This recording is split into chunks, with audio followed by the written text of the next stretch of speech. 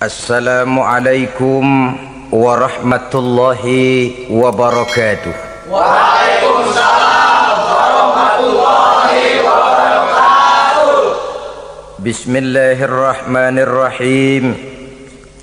Alhamdulillahi rabbil alamin. Wal aqibatu lil muttaqin. Wala udwana illa 'alal zalimin. Wassalatu wassalamu ala ashrafil anbiya'i wal mursalin, imamil muttaqin, sayyidil ghurril muhajjalin, wa ala alihi wa ashabihil mujahidin at-tahirin, amma ba'du. Saudara-saudara kaum muslimin rahimakumullah. Nabi Musa alaihi salam adalah salah seorang nabi yang termasuk di dalam kelompok ulul azmi, 5 di antara yang terbesar. Beliau mendapat gelar kalimullah, artinya rasul yang pernah diajak dialog langsung oleh Allah subhanahu wa ta'ala. Seperti yang kita maklum bahwa di zaman Nabi Yusuf alaihi salam, beliau membawa serta seluruh keluarganya untuk tinggal di Mesir. Maka berkembang biaklah keturunan Bani Israel di tanah Mesir. Sampai di zaman pemerintahan Ramses II, yang merasa khawatir dengan semakin banyaknya keturunan Bani Israel di Mesir akan menghancurkan kekuasaan daripada kerajaannya. Ramses II inilah yang kita kenal sebagai Fir'aun di zaman Nabi Musa alaihi salam. Maka terjadilah kemudian kebijaksanaan yang tidak bijaksana. Orang-orang tua dari Bani Israel dikerjakan secara paksa, membangun bangunan-bangunan mercusuar. Kemudian bayi-bayi dari Bani Israel dibunuh. Orang tuanya disuruh kerja paksa, bayi laki-lakinya dibunuh, dengan target agar Bani Israel hapus dari permukaan bumi ini. Tetapi kehendak Allah pasti juga akan terjadi. Maka lahirlah Nabi Musa alaihi salam, yang kelahirannya disembunyikan oleh orang tuanya dari pengetahuan umum. Namun bagaimanapun disembunyikan, kekhawatiran itu datang juga di hati ibu Nabi Musa alaihi salam. Allah kemudian memberikan ilham kepada ibu daripada Nabi Musa, masukkan anakmu ke dalam satu peti, hanyutkan di sungai Nil. Itu dilakukan oleh ibu Nabi Musa alaihi salam. Dimasukkannya bayi Musa ini ke dalam peti, ditutup rapat, dihanyutkan di sungai Nil.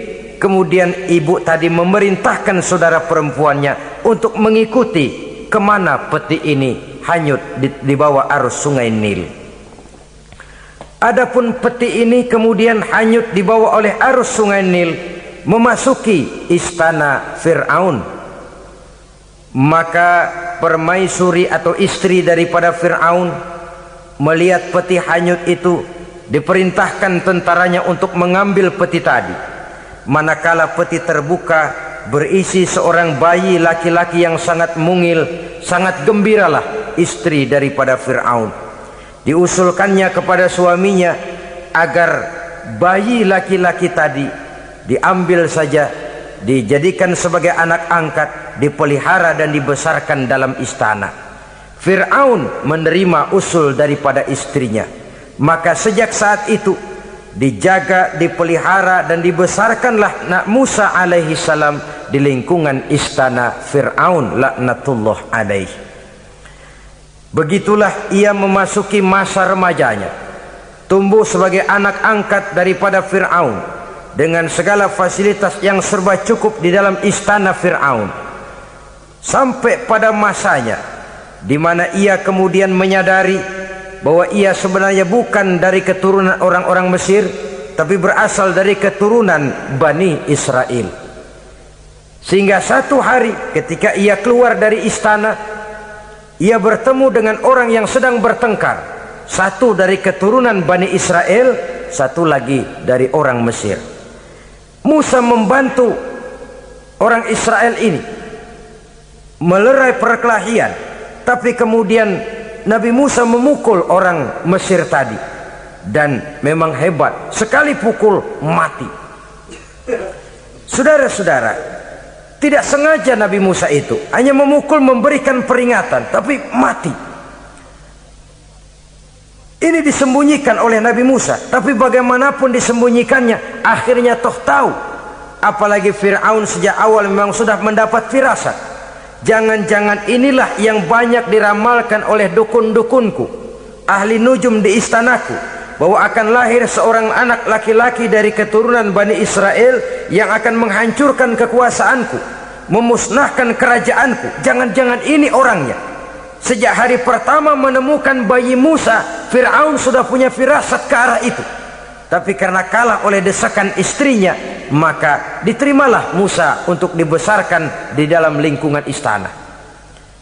Sehingga akhirnya oleh karena perasaan bersalah ini, Nabi Musa melarikan diri. Melarikan diri dari istana Fir'aun setelah nyata-nyata bahwa dia memang keturunan Bani Israel. Melarikan dirilah Nabi Musa alaihi salam keluar dari Mesir menuju negeri Madian. Di dalam pengembaraannya, saudara-saudara, di satu lembah, Nabi Musa ketika itu belum menjadi nabi. Pemuda Musa ketika itu sedang beristirahat. Dari kejauhan dilihatnya orang sedang berdesak-desakan. Rupanya adalah pengembala-pengembala kambing yang akan mengambil air dari dalam sumur. Mereka berdesak-desakan, berebut karena sumur cuma satu, yang ngambil air kelewat banyak. Di antara desakan-desakan orang itu, Nabi Musa melihat dua orang wanita kakak beradik minggir saja, tidak ikut berdesak-desakan. Nabi Musa menghampiri dua wanita tadi. Kamu sedang apa di sini? Kami sebenarnya ingin mengambil air. Kenapa tidak ikut berdesak-desakan? Itulah soalnya. Mereka laki-laki semua, gagah perkasa pula. Kalau kami ikut berdesak-desakan, bagaimana jadinya kami? Biarlah kami mengalah, menunggu sampai mereka selesai semuanya, baru kami akan mengambil air. Mengertilah Nabi Musa bahwa wanita kakak beradik ini demikian halus akhlaknya, gak mau berdesak-desakan sama orang laki. Budi pekertinya sedemikian luhur. Tungguin aja dah, ntar juga beres. Kalau semua udah kan pada minggir, kita nggak pakai berdesak-desakan. Saudara hadirin, menyadari kodrat kewanitaannya, sehingga berdesak-desakan itu saja sudah dianggap bisa mengurangi citranya sebagai wanita. Biar dia ngalah aja, tungguin ntar juga rapi. Bukan malah ikut ngerangsek. Enak nih berdesakan sama orang laki nih, lumayan nih.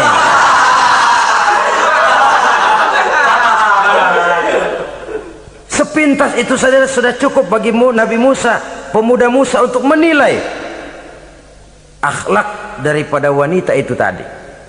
Oh, kalau kamu nunggu begini aja lama, kata Nabi Musa. Sudah, sini saya tolongin. Diambil embernya, Nabi Musa ikut berdesakan. Karena Nabi Musa memang kuat badannya, gak lama sudah dapat air. Sodorkan ke sana. Si wanita segera tahu bahwa pemuda ini begitu baik budi pekertinya, mau menolong orang yang dalam kesusahan. Akhirnya, bagaimana kalau kamu ikut saja ke rumah saya? Bapak saya sudah tua, senang hatinya kalau kamu ikut ke rumah, kenalan sama bapak saya. Ayolah, ayolah, berangkatlah. Dalam perjalanan, si wanita ini berjalan duluan, Nabi Musa di belakang. Kemudian Nabi Musa bilang, sebentar, saya duluan, kamu belakangan. Kenapa rupanya? Angin nakal bertiup menghembus pakaian si wanita, sehingga memberikan gambaran yang agak jelas tentang warna, bentuk, postur badan si wanita itu tadi. Sekarang Musa yang menunjukkan budi pekerti yang luhur, gak mentang-mentang ditiup angin. Nah, mumpung nih,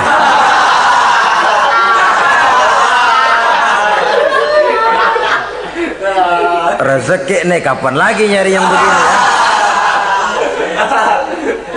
Jadi dua-duanya sudah menunjukkan satu akhlak yang sangat luhur. Dan manakala sampai di rumah si wanita kakak beradik tadi, diceritakanlah halnya bahwa dia ditolong oleh seorang pemuda. Inilah orangnya. Sangat bersukacitalah hati orang tua kedua wanita itu tadi. Lalu usul si wanita tadi, Pak, kita kan di sini banyak punya kambing, nggak ada yang bantuin gembala. Bapak sudah tua. Kalau ini orang kita minta tinggal di sini saja, gimana Pak? Ya terserah kamulah. Akhirnya Nabi Musa tinggal di sana. Menurut satu riwayat 8 tahun ikut mengembalakan kambing. Dan orang tua tadi tidak lain adalah Nabi Syuaib alaihi salam, yang pada akhirnya kemudian Nabi Musa dikawinkan dengan wanita itu tadi. Setelah berumah tangga, Nabi Musa ingat kembali bahwa ia sesungguhnya keluar dari Mesir karena menghindarkan diri, bahwa kaumnya Bani Israel hidup di Mesir itu tertindas di bawah rezim kekuasaan Fir'aun yang zalim, dikerjakan secara paksa, wanita dipermalukan, bayi-bayi laki-laki dibunuh. Tergerak hatinya. Dia sudah enak, punya mertua bijaksana, punya istri cantik, hidup tenang sebagai pengembala kambing, tapi nurani kebangsaannya berontak. Saya tidak boleh bersenang-senang sementara bangsa saya ditindas. Saya tidak boleh menari di atas bangkai saudara saya. Saya tidak boleh tersenyum di atas penderitaan saudara-saudara saya. Saudara-saudara saya Bani Israel merintih di bawah penindasan Fir'aun. Saya harus membebaskan mereka. Diceritakanlah hal ini kepada mertuanya. Wah, kalau pakai bahasa mertua, saya mau kembali ke Mesir. Untuk apa Musa? Untuk menyelamatkan saudara-saudara saya Bani Israel yang masih dalam cengkraman kezaliman rezim Fir'aun. Saya harus membebaskan mereka. Ya kalau memang itu tekadmu nak, berangkatlah. Bapak mengiringimu dengan doa. Berangkatlah Nabi Musa bersama istrinya. Sampai ketika beliau sedang istirahat di satu lembah, dari kejauhan beliau melihat ada api menyala. Beliau berkata kepada istrinya, kau tunggu di sini. Tidak lama saya akan kembali. Saya akan menghampiri api itu. Berangkat Nabi Musa ke arah api menyala tadi. Makin didekati makin terang sinarnya. Sampai kemudian terdengar suara, ya Musa, inni ana rabbuka fakhla' na'laik. Innaka bil wadil muqaddasi tuwa wa ana ikhtartuka fastami' lima yuha. Wahai Musa, akulah Tuhanmu, bukalah terompahmu. Sesungguhnya engkau berada di satu lembah yang disucikan bernama lembah tua. Aku telah memilihmu Musa, dan sekarang dengarlah apa yang diwahyukan kepadamu.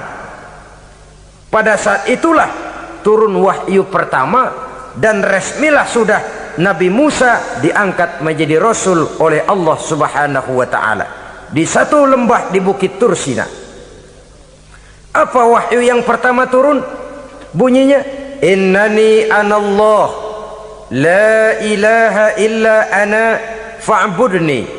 Sesungguhnya aku inilah adalah benar-benar Tuhanmu, tidak ada Allah selain daripada aku, maka hendaklah engkau hanya beribadah menyembah kepadaku.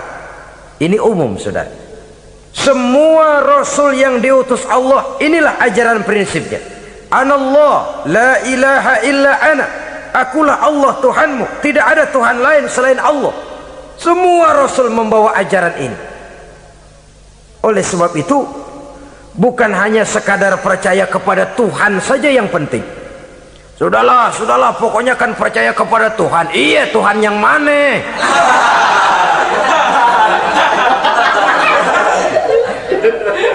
Sebab kalau sekadar percaya kepada Tuhan, rasanya semua agama percaya kepada Tuhan. Begitulah orang Hindu percaya kepada Tuhan, tapi Tuhan menurut mereka Trimurti, Wisnu, Shiva, Brahma. Orang Buddha percaya kepada Tuhan, tapi Tuhan dalam pandangan mereka ada Tuhan kecil Hinayana, ada Tuhan besar Mahayana. Orang Majusi juga percaya kepada Tuhan, tapi Tuhan dalam pandangan mereka ada Tuhan kebaikan namanya Ahriman, ada Tuhan kejahatan namanya Ahura Mazda. Orang Nasrani juga percaya kepada Tuhan, tapi Tuhan kata mereka dalam bentuk Trinitas, Tuhan Anak, Tuhan Bapa, Ruhul Kudus. Ini semua Tuhan dalam pandangan mereka. Jadi kalau sekadar percaya kepada Tuhan, percaya kepada Tuhan, percaya kepada Tuhan, Tuhan yang mana? Itu yang prinsip. Itu yang prinsip. Sebab salah kita dalam mempercayai Tuhan, kita akan terjebak ke dalam penyakit kalau tidak kufur, syirik, dan dua-dua itu bapak moyangnya dosa. Sebab itu Islam menyelamatkan kita masyarakat manusia. Ya ayyuhan nasu ubudu rabbakumul ladzi khalaqakum. Hai manusia, Tuhanmu yang perlu kamu sembah itu hanyalah Tuhan yang telah menciptakan kamu, dan itu tidak lain adalah Allah yang lam yalid walam yulad walam yakul lahu kufuwan ahad, yang laisa kamislihi syai'un. Ia tidak beranak, ia tidak diperanakkan, dan ia tidak bisa diserupakan dengan apapun. Dialah Allah itu. Begitu wahyu yang diberikan kepada Adam, kepada Nuh, kepada Ibrahim, kepada Yusuf, bahkan kepada Musa alaihi salam. Innani anallah la ilaha illa ana fa'budni. Akulah Allah Tuhanmu, tidak ada Tuhan lain selain daripada aku Allah, maka kepadakulah kamu hanya menyembah. Ini wahyu yang pertama turun, sudah berisi tauhid. Jadi hakikatnya agama Yahudi, saudara, adalah agama tauhid, agama monoteis, agama yang mengajarkan hanya ada satu Tuhan untuk seluruh alam, dan Tuhan itu adalah Allah subhanahu wa ta'ala. Sebab itu syahadat orang Yahudi bunyinya begini: Shema Yisrael Yahweh Elohenu Yahweh Echad. Nah, ini syahadatnya orang Yahudi. Itu perbedaan bahasa Suryani Ibrani dengan bahasa Arab. Kita Isma itu bahasa Arab, dia Shema. Isma, Shema. Shema Yisrael Yahweh Elohenu Yahweh Echad. Ahad Echad.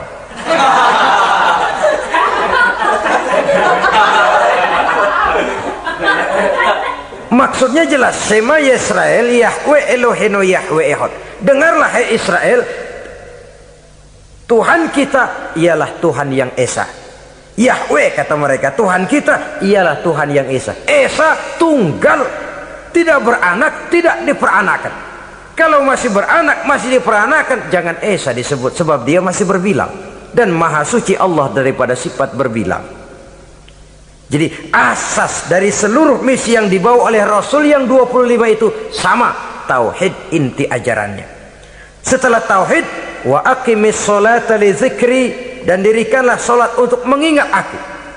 Jadi solat pun diwajibkan kepada Nabi Musa, cuma teknisnya yang berbeda. Bagaimana solat di zaman Nabi Musa, bagaimana solat di zaman Nabi Sulaiman, bagaimana solat di zaman Nabi Muhammad. Prinsipnya sama, solat, teknisnya yang berbeda. Di zaman Nabi Sulaiman konon solat itu tidak pakai ruku, tidak pakai sujud, diri saja. Makanya Nabi Sulaiman itu menurut riwayat meninggalnya dalam posisi berdiri. Artinya apa? Dalam keadaan solat beliau itu, bukan diri ngejedek kayak kita nungguin bus, bukan.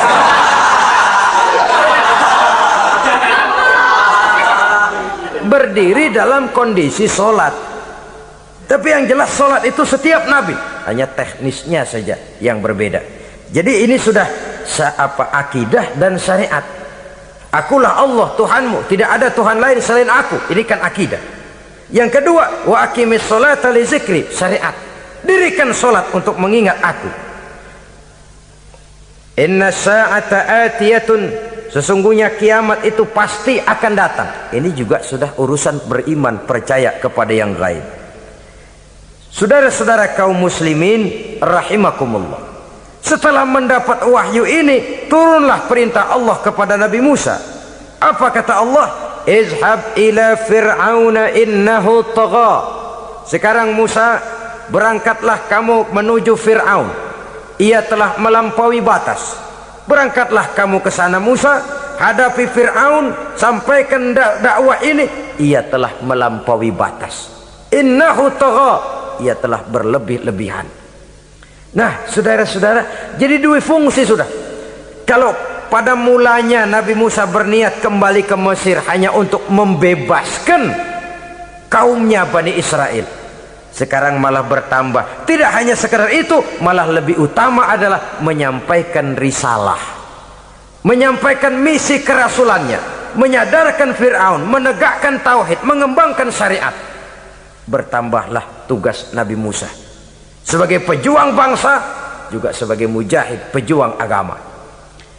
Pada mulanya sebagai pejuang bangsa tuh, artinya Nabi Musa ini kembali kepada Fir'aun di Mesir, tujuannya tadi kan cuma untuk membebaskan Bani Israel kaumnya. Ini pejuang bangsa. Tapi di tengah jalan ia mendapat wahyu. Berangkat kau kepada Fir'aun, innahu tagha, ia telah melampaui batas. Sadarkan dirinya, canangkan tauhid, sampaikan syariat. Bertambahlah tugasnya. Lebih daripada sekedar pejuang bangsa, ia juga pejuang agama, pejuang tauhid. Dwi fungsi. Kadang-kadang ada pejuang agama tapi tidak pejuang bangsa. Kadang-kadang ada pejuang bangsa tapi tidak pejuang agama. Nah, saudara-saudara kaum muslimin rahimakumullah, idealnya ya kedua-duanya, ya pejuang agama, ya pejuang bangsa juga. Mendapat tugas seperti ini, apa permohonan Nabi Musa alaihi salam? Beliau berkata, qala rabbi shrah li sadri wa yassir li amri wahlul 'uqdatam min lisani yafqahu qawli waj'al li waziran min ahli Haruna akhi usdud biha uzri. Ini permohonan Nabi Musa ketika dilantik menjadi rasul, diberikan tugas, berangkat kau ke Mesir, sampaikan risalah ini kepada Fir'aun karena ia telah melampaui batas. Apa permohonan Nabi Musa? Rabbi syrah li sadri, ya Allah lapangkan hati saya. Wa yassir li amri, mudahkan urusan saya. Wahlul 'uqdatam min lisani, buka kebekuan lidah saya. Yafqahu qawli, sehingga mereka mengerti apa yang akan saya bicarakan. Ini kondisi dasar memulai satu perjuangan dengan persiapan dasar. Apa permohonan pertama? Isyrah li sadri, lapangkan jiwa saya. Menghadapi musuh dengan jiwa yang lapang itu penting. So, kalau kita menghadapi musuh dengan jiwa yang sempit, kita sudah kalah sebelum perang. Menghadapi musuh dengan jiwa yang lapang, artinya masih berharap kalau dia mau mengikuti ajaran ini. Jadi pada tahap pertama itu datang bukan sebagai orang yang mau membasmi, tapi sebagai orang yang mau menyelamatkan. Ini perlu jiwa yang lapang. Sebab dakwah Nabi Musa itu kan pertama menyadarkan Fir'aun dulu. Nanti akan kita lihat setelah disadarkan dengan kata-kata, tidak kena juga dengan bukti berupa mukjizat. Masih bandel juga, Musa mohon supaya dikirim bencana. Masih nggak mempan juga, habis dah urusan. Jadi ada tahapan sesuai dengan kemungkinan Fir'aun bisa menerima. Sama juga bayi itu kan kalau baru lahir ke dunia, brol kasih susu emaknya dulu, gedean dikit bubur, gedean lagi nasi ulek dah. Udah gede betul nasi, udah gede banget jengkol jijelin.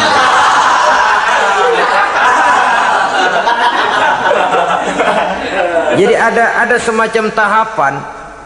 Kalau begitu lahir dikasih jengkol kan habis. Peringatan dulu, setelah peringatan bukti berupa mukjizat, dihadapkan dengan sihir, menang mukjizat. Masih tidak mempan juga, teguran, dikirimkan azab, dikirimkan bencana. Masih tidak mempan juga, sudah ditenggelamkan oleh Allah di Lautan Merah. Itu akan kita ceritakan kemudian nanti. Jadi apa yang diminta oleh Nabi Musa, ya Allah lapangkan hati saya menghadapi Fir'aun ini, Fir'aun CS, Fir'aun, Haman dan lain-lain. Dan jangan lupa Fir'aun itu cuma ya hakikat tapi juga simbol. Hakikatnya memang ada yang namanya Fir'aun itu. Simbol karena Fir'aun selalu berkembang. Di setiap zaman, di setiap tempat Fir'aun selalu ada. Cuma liciknya Fir'aun ini kemana dia pindah, ke situ dia ganti nama. Orang sering lupa padahal isinya Fir'aun. Namanya bisa Hitler, namanya bisa Mussolini, namanya bisa Stalin, tapi isinya Fir'aun. Kemana dia tinggal, di situ dia ganti nama. Simbol dari kekuasaan yang terlepas dari kontrol iman. Simbol dari kekuasaan yang menyebabkan orang lupa diri dan lupa daratan. Dan sebenarnya mah Fir'aun mulanya cuman raja tuh, raja doangan dia. Cuman kelamaan jadi raja kagak mau turun-turun. Akhirnya dia menganggap tidak ada yang lebih tinggi daripadanya. Apalagi ketika Nabi Musa datang mengajarkan ada Tuhan lain, yaitu ada Tuhan yang sebenarnya yaitu Allah. Lah Fir'aun sampai kepada puncak kekurang ajarannya memproklamirkan diri sebagai Tuhan. Ana rabbukumul a'la. Bukan karena kebodohannya sebenarnya, tapi karena gengsi kekuasaannya. Nah ini, gengsi kekuasaan ini sering menyebabkan orang overacting. Fir'aun bukan bodoh, bukan. Fir'aun bukan tidak tahu kalau Musa itu benar, tahu. Fir'aun bukan tidak ngerti kalau itu mukjizat, sihir kalah, tahu. Tapi gengsi kekuasaan. Gua kan raja, masa di depan rakyat tunduk sama Musa? Gengsi dong.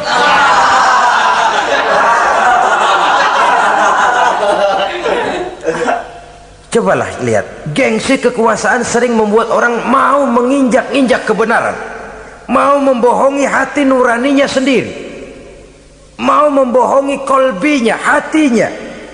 Padahal itu sudah, orang kalau sudah hatinya sendiri dibohongin, apalagi orang lain, sudah manusia paling kejam itu. Cuma karena gengsi kekuasaan saja. Gengsi kekuasaan kadang menganggap remeh kecil Nabi Musa, kadang merasa besar di depan rakyatnya, tiba-tiba harus tunduk kepada dakwah Musa. Ntar dulu, ada apa sama Musa? Dia kanyut, gue yang ngangkat. Iya toh, peristiwa di Sungai Nil itu. Karena aku yang nyelamatin, aku yang besarkan dia di istanaku.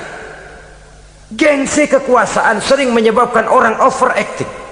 Bukan karena kebodohannya, dia tahu itu benar, tapi dia berat untuk mengikutinya. Kenapa? Gengsi kekuasaan. Inilah watak Fir'aun.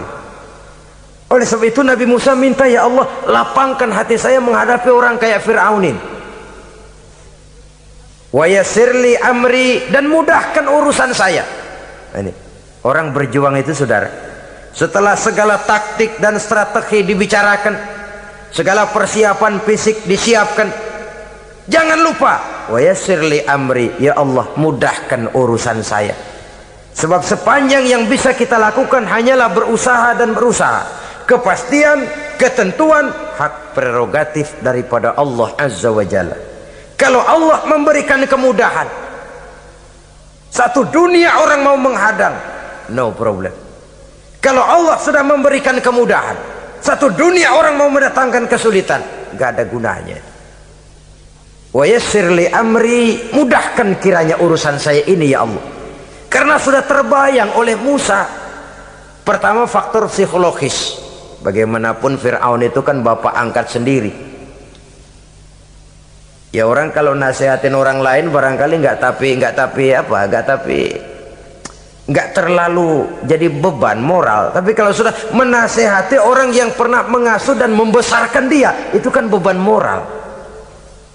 Sulit posisi ini, apalagi kekuasaan mutlak berada di tangannya, tentaranya gagah perkasa. Wa yassirli amri, mudahkanlah urusan saya ya Allah. Lapangkan hati, mudahkan urusan.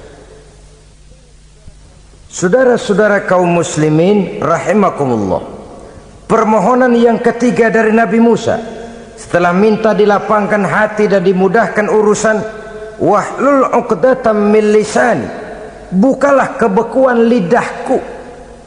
Satu riwayat menjelaskan bahwa Nabi Musa memang agak gagap kalau bicara. Riwayat lain menjelaskan bahwa beliau agak sedikit cadel. Tapi yang jelas, minta agar dibukakan kebekuan lidah.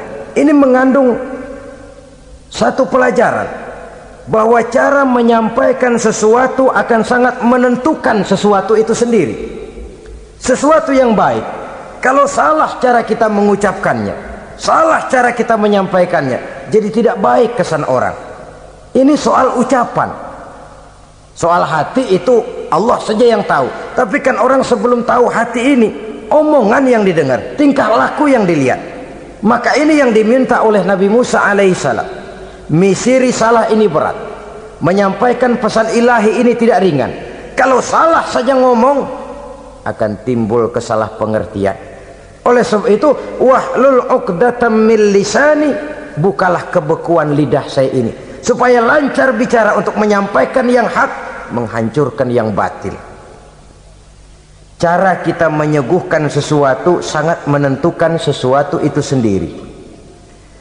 Saudara datang ke rumah saya, yang saya suguhkan cuma segelas teh pahit dan singkong goreng, tapi kalau dengan kata-kata yang menyentuh, enak didengar telinga, nggak berasa tuh singkong goreng. Sebaliknya yang disuguhkan makanan mahal, mewah, lezat, caranya kasar, omongannya nggak enak didengar. Makan dah sikat, habisin deh, gue tau lu lapar, habisin deh.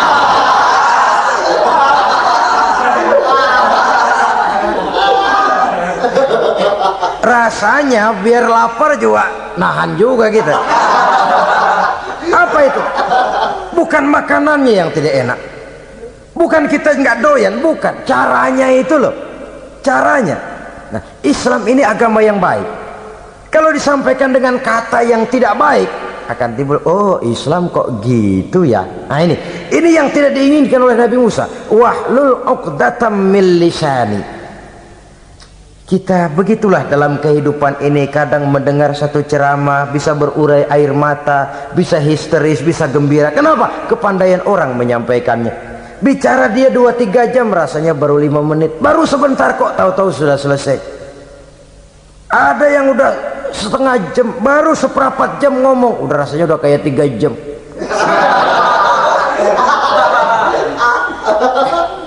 Kita udah berbisikkan, udah dah. Wahlul 'uqdatam min lisani. Targetnya apa? Yafqahu qauli, agar mereka memahami. Tentu lawannya agar mereka tidak salah mengerti, agar mereka tidak salah paham. So, kalau misi ini diterima dengan salah paham, dakwah tidak nyambung. Maka ini doa banyak dibaca, diamalkan oleh orang-orang mimbar yang sering pidato. Lapang hati melihat kerumunan orang banyak, tapi nggak dak-dikduk, nggak kena demam mimbar. Udara dingin tapi keringat, baju basah. Saudara hadirin yang saya hormati, lalu permohonan yang selanjutnya daripada Nabi Musa alaihissalam, waj'al li waziran min ahli, dan jadikanlah bagiku seorang pembantu dari keluargaku. Siapa? Harun akhi, dia tidak lain adalah saudaraku Harun. Usdud biha uzri, akan saya limpahkan kepadanya segala beban-beban yang saya derita. Artinya orang berjuang perlu teman, nggak bisa sendirian.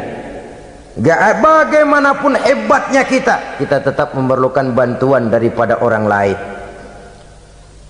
Sendiri memang lebih baik daripada berteman orang jahat, tapi berdua lebih baik daripada sendiri. Bertiga lebih baik daripada berdua. Makin banyak makin baik.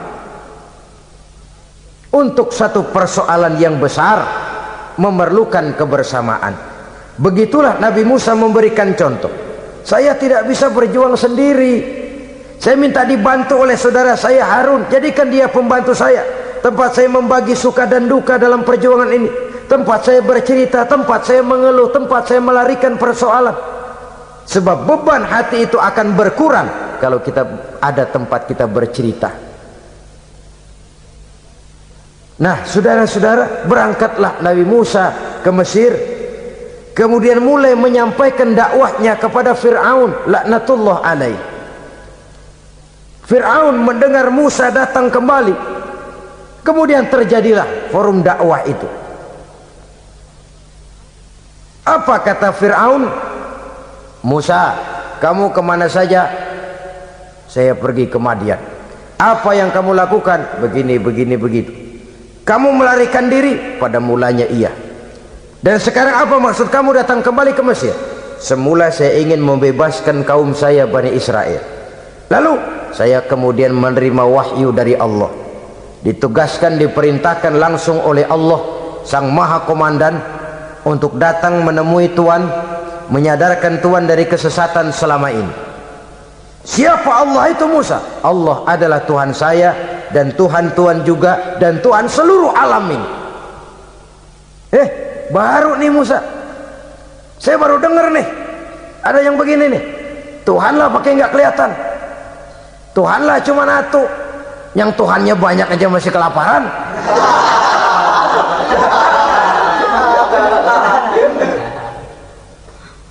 Di mana Tuhan? Tuhan saya bersemayam di aras, tempat yang sangat tinggi. Hei Haman, kata Fir'aun kepada Perdana Menterinya, bikin menara yang tinggi. Bikin rakyat kerja paksa lagi, bikin menara tinggi. Naik Fir'aun ke atasnya, ngelepas panah dari atasnya. Menurut satu riwayat, panah itu ditangkap oleh malaikat, ditublaskan ke ikan, lalu dikembalikan lagi kepada Fir'aun dalam kondisi di mana panah itu berdarah. Dia tangkap lagi oleh Fir'aun, turun ke bawah, pidato di depan rakyatnya. Lihatin, Tuhan Musa udah saya panah nih. Mati.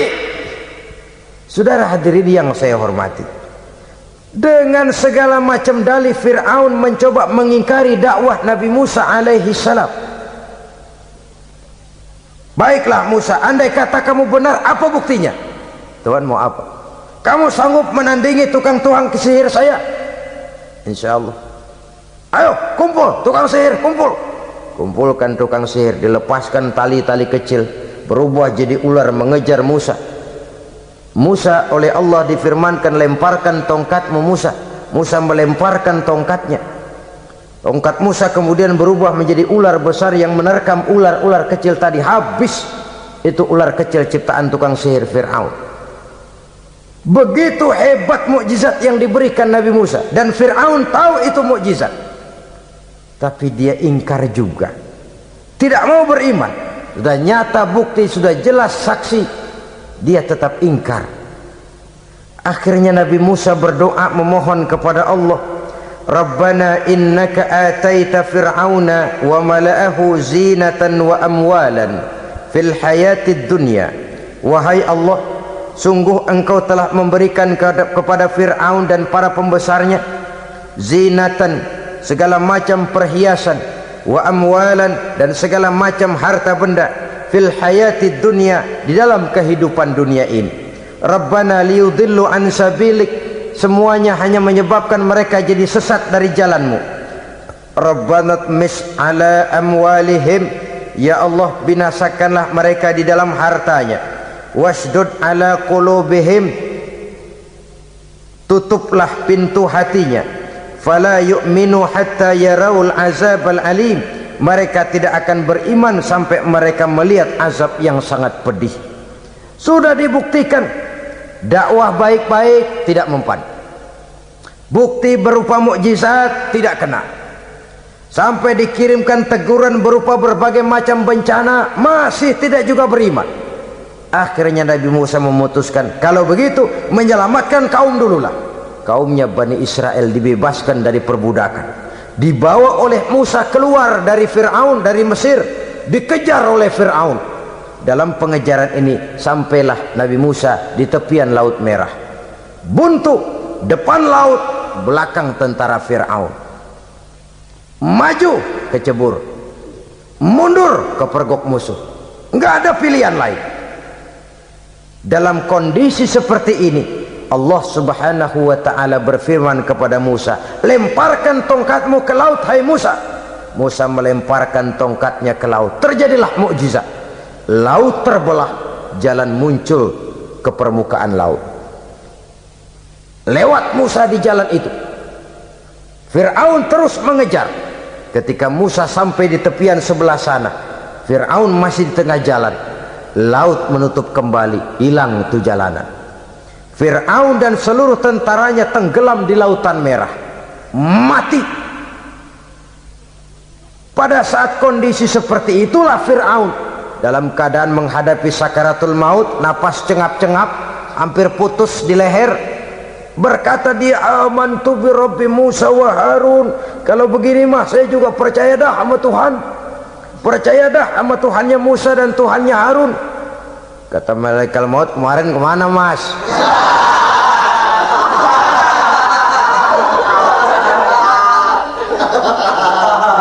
Sudah gini hari baru mau percaya, terlambat. Akhirnya Fir'aun mati, tapi badannya utuh. Allah berjanji, wa kadzalika nunajjika bi badanika litakuna liman khalfaka ayah. Kami selamatkan badanmu Fir'aun agar menjadi pelajaran bagi orang-orang sesudah kamu nanti. Fir'aun mati tapi badannya selamat terdampar di tepi pantai oleh rakyat Mesir. Wah, ini raja kita nih, raja kita, ketemu hidup mati.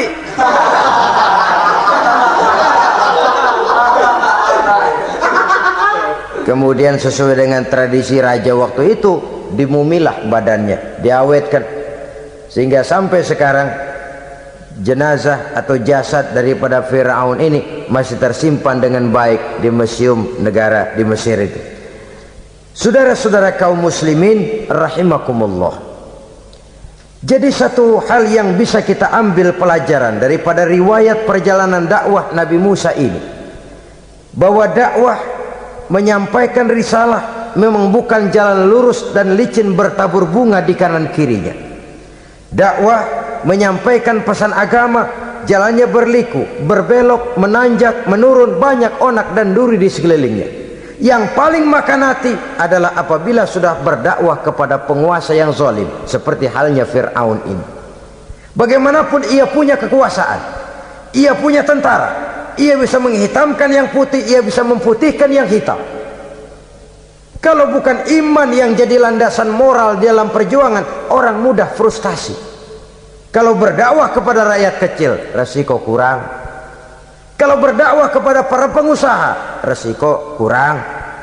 Kalau berdakwah kepada kelompok-kelompok yang tidak memegang kekuasaan, resiko kurang. Tapi kalau sudah kelompok memegang kekuasaan, yang tersinggung gengsi kekuasaannya, disitulah resikonya sedemikian besar. Ini yang dihadapi oleh Nabi Musa alaihi salam. Tapi yang dijalaninya dengan tabah, dengan tekun. Karena kebenaran memang bisa ditekan, tapi satu hal yang jelas, kebenaran sama sekali tidak akan bisa dikalahkan. Buat sementara dia bisa ditekan, tapi lambat atau cepat dia pasti akan muncul ke permukaan, dan kebenaran jugalah yang akan tampil sebagai pemenang. Sebenarnya kurang apa Fir'aun? Kekuasaan mutlak berada di tangannya. Seluruh menteri-menterinya adalah pendukungnya belaka. Rakyat dipaksa untuk takut dan taat kepadanya. Dia adalah kekuasaan tunggal di Mesir. Sementara kaum Bani Israel berada di bawah penjajahannya, penindasannya, kesewenang-wenangannya. Dan bahkan ketika Nabi Musa sudah menyampaikan dakwahnya, Fir'aun malah sempat mengungkap jasa. Musa, kamu kok sekarang bisa begitu? Enggak ingat ya dulu kamu hanyut di sungai Nil, istri saya kan yang angkat, saya yang besarkan di istana saya. Kok sekarang kamu bisa ngelawan saya sih? Ini biasa. Apa jawab Nabi Musa? Kenikmatan yang kau berikan kepada saya belum seberapa ketimbang penghinaanmu kepada kaum saya Bani Israel. Jangan kau menyangka Fir'aun, kalau kau bikin senang, saya lalu akan mau mengkhianati bangsa saya sendiri. Tidak. Sama sekali kesenangan yang kau berikan kepada saya tidak akan menutup mata saya dari kondisi yang dihadapi oleh kaum saya, oleh umat saya. Mereka tersiksa, mereka menderita, mereka merana. Haruskah saya lupakan mereka cuma karena saya sudah tinggal di istanamu, engkau yang membesarkan? Padahal kau pun membesarkan saya bukan karena kemauanmu. Desakan daripada istrimu.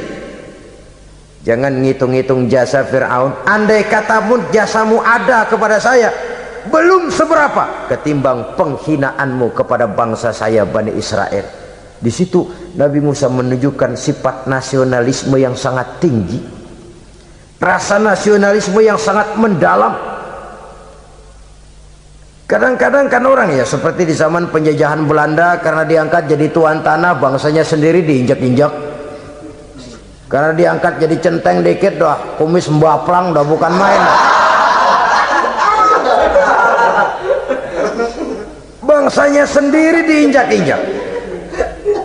Fir'aun mengingatkan ini, kalau cara kita lo gede di sini, makan di sini, segala macam di sini dah, masa lupa kacang sama kulitnya. Kasarnya mah lu bisa begini nih Musa, nih gue yang ngerawatin lo, saya yang menjagamu, mengangkatmu dari sungai Nil. Masa sekarang sudah gede begini kamu mau berhadapan dengan saya? Punya pikiran dong dikit. Kalau cara kita, mikir dong, mikir. Dulu lagi kanyu di Nil, siapa yang angkat? Musa tidak membantah. Betul itu Fir'aun, betul. Tapi apalah artinya semua itu ketimbang penghinaan yang engkau berikan kepada bangsa saya? Saya tidak mungkin menari-nari di atas bangkai umat saya. Saya tidak mungkin bersenang-senang di atas penderitaan kaum saya. Dan saya tidak mungkin senyum ceria di atas derita daripada kaum saya. Dengan tidak melupakan jasamu, saya tidak akan merubah pendirian saya. Saya ingin membebaskan penjajahan. Saya ingin membebaskan kaum saya Bani Israel dari belenggu penindasan. Kalau engkau sudah tidak mau mendengar dakwah yang saya sampaikan, tidak mau bertuhan Allah, tidak mau menyembah kepadanya, tetap dengan keangkuhan dan kesombonganmu sekarang ini, okelah, berjalanlah dengan keyakinanmu. Tapi saya harus membebaskan kaum saya Bani Israel. Saudara-saudara kaum muslimin rahimakumullah, itulah jalan dakwah, jalan menyampaikan risalah agama, risalah Islam. Sekali lagi, bukan jalan lurus bertabur bunga, tapi agama memberikan ajaran, balighu anni walau ayat, sampaikan dari aku walaupun cuma sekedar satu ayat saja. Tugas ini memang mulia tapi berat. Tugas ini memang terhormat tapi penuh resiko. Ya kalau menyampaikan asal sekedar menyampaikan, sudahlah, pokoknya nyampein, percaya syukur kagak, udah dah.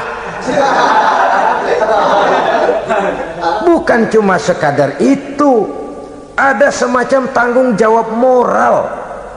Maka kondisi dasar yang dilakukan oleh Nabi Musa, permohonan yang tadi itu, ya Allah lapangkan hati saya.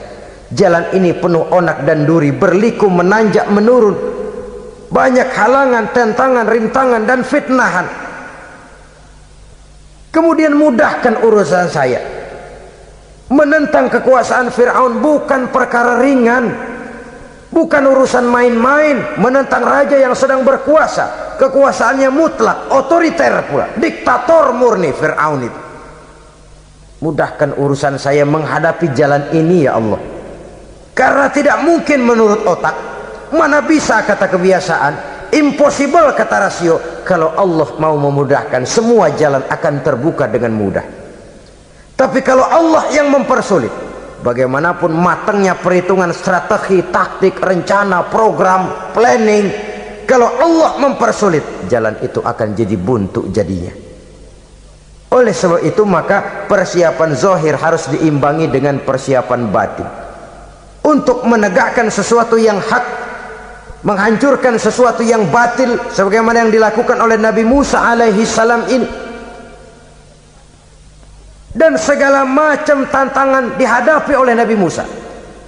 Kau menyampaikan risalah bahwa engkau Rasul? Ya. Kau punya bukti? Siap.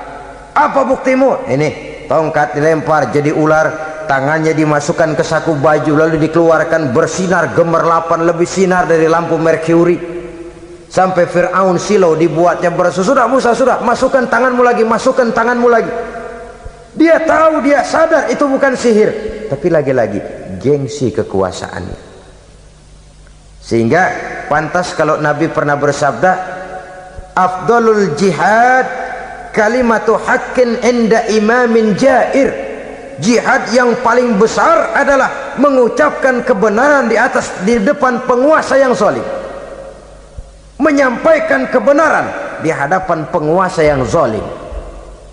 Tapi kan berat, saudara, sulit, apalagi kalau belum apa-apa udah ngeri. Udah jangan dah.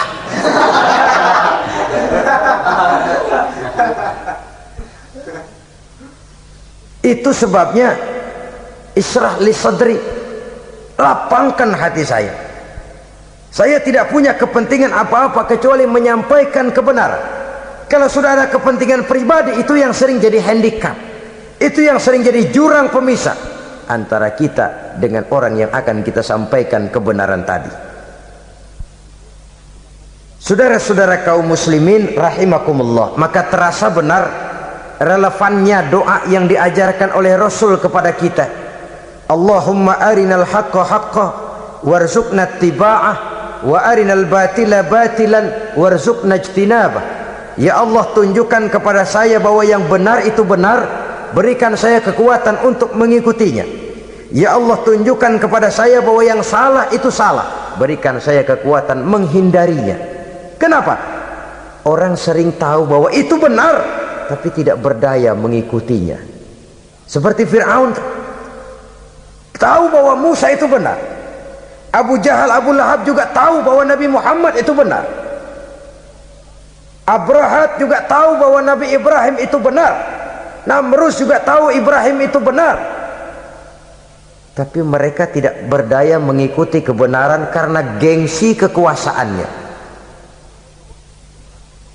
Kadang kita tahu bahwa itu salah itu, tapi karena dilakukan oleh orang yang punya kekuasaan, kita lalu tidak berdaya menghindarinya, malah terjebak ikut-ikutan salah, lalu menghibur-hibur diri. Sudahlah, tak ada gading yang tak retak. Bukankah dengan demikian kita sudah melegimitir kesalahan? Tahu bahwa itu benar dan mampu mengikutinya, itu nikmat. Tapi tahu itu benar namun tidak berdaya mengikutinya, itu mendatangkan siksaan batin. Tahu itu salah dan mampu menegur, itu nikmat. Tahu bahwa itu salah tapi larut ikut salah, nimbrung dalam kesalahan, itu mendatangkan tekanan batin. Jadi tahu kebenaran itu penting, tapi terketuk hati mengikuti kebenaran itu jauh lebih penting. Semua kita tahu Islam itu benar, tapi semua yang tahu Islam itu benar maukah mengikuti ajaran Islam? Tidak. Semua orang tahu kalau judi itu batil. Hatta penjudi yang paling kakap pun mesti tahu kalau itu batil, itu tidak baik. Tapi dia tidak berdaya untuk menghindarkannya, terjebak ke dalam penyakit itu tadi. Oleh sebab itu, saudara-saudara kaum muslimin yang saya cintai, tidak ada satu ucapan yang lebih baik. Dalam istilah Quran itu Allah menjelaskan, wa man ahsanu qawlan mimman da'a ilallah wa amila salihan wa qala innani minal muslimin. Ucapan siapakah yang lebih baik dalam hidup ini selain daripada mimman da'a ilallah, selain daripada ucapan orang-orang yang menyeru ke jalan Allah, orang-orang yang menyadarkan kepada agama, ini jalan Allah, mari ikuti, itu jalan setan, mari tinggalkan. Wa amila salihan, tidak cukup sekedar berdakwah mengajak orang ke jalan Allah, dia juga beramal soleh. Dia bangun rumah sakit, dia bangun madrasah, dia bangun masjid, dia makmurkan majelis taklim, dia santuni yatim piatu. Wa qala innani minal muslimin, seraya berkata saya termasuk orang yang berserah diri kepada Allah. Da'a ilallah wa amila salihan wa qala innani minal muslimin, menyerukan manusia ke jalan Allah, beramal soleh, dakwah bil hal kata orang sekarang. Kemudian mereka pada akhirnya berkata, kami adalah sekelompok orang-orang yang sudah berserah diri kepada Allah, segalanya diserahkan kepada Allah. Lahirlah kedamaian rohani, ketegaran pribadi, ketentraman batin di dalam dia melaksanakan tugasnya. Kalau tidak, maka nanti ya tuh orang kan gua ajak baik-baik nyuruh sembahyang, ngapa gua dimusuhin? dipikirin kurus dah. ampek gaya dah. Makan hati. Soal orang mau beriman atau tidak itu bukan urusan kita. Tugas kita hanya sekedar penyampai. Tugas Rasul hanya sekedar penyampai. Kalau dakwah sudah disampaikan, metode sudah disusun, pendekatan sudah baik, tapi orang tidak mau beriman, Allahumma inni qad ballaghtu, ya Allah sudah saya sampaikan, ya Allah sudah saya peringatkan, ya Allah sudah saya sampaikan, ya Allah sudah saya tegur. Kalau toh tetap begitu juga, sudah saya sampaikan ya Allah. Di sana kelapangan lalu tumbuh. Jadi dengan kata lain, kita hanya berusaha, hidayah adalah di tangan Allah. Oleh sebab itu, kita ini termasuk yang bersyukur telah mendapat limpahan hidayah ini. Kalau kita lihat Fir'aun CS, termasuk Haman, Perdana Menterinya, dan seluruh bala tentaranya, kurang apa? Mereka lihat mukjizat, mereka saksikan kebesaran Allah.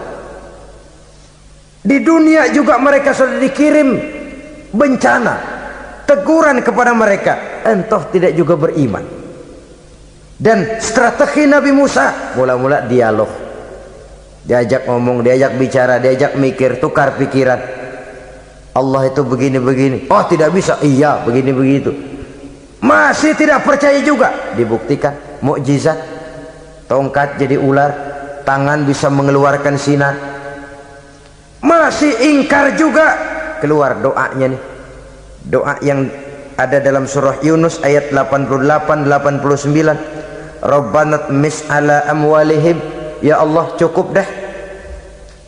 Seruan sudah disampaikan, peringatan sudah diberikan, mukjizat sudah mereka lihat, tapi nggak juga mau beriman. Buresin aja harta bendanya dah. Habisin aja, habisin dah. Dikasih perhiasan kehidupan dunia, innaka ataita fir'auna wa mala'ahu zinatan wa amwalan, dikasih harta, kesenangan dunia, bikin sesat. Habisin aja dah. Wasdud ala qulubihim, hatinya empat dah. Udah dipatri, udah nggak mempan apa-apa, sudahlah ya Allah. Wala yu'minu hatta yaraul azabal alim, rasanya mereka memang nggak bakalan mau beriman kalau belum melihat azab yang sangat pedih. Dan memang setelah timbul tenggelam, napas mau sekarat, baru beriman, terlambatlah sudah. Nah saudara-saudara kaum muslimin rahimakumullah, bagaimana akhir daripada perjalanan Nabi Musa ini, insya Allah akan kita bicarakan pada pertemuan berikutnya. Terima kasih atas perhatian saudara. Mohon maaf atas segala kekurangan. Wassalamualaikum warahmatullahi wabarakatuh. Waalaikumsalam.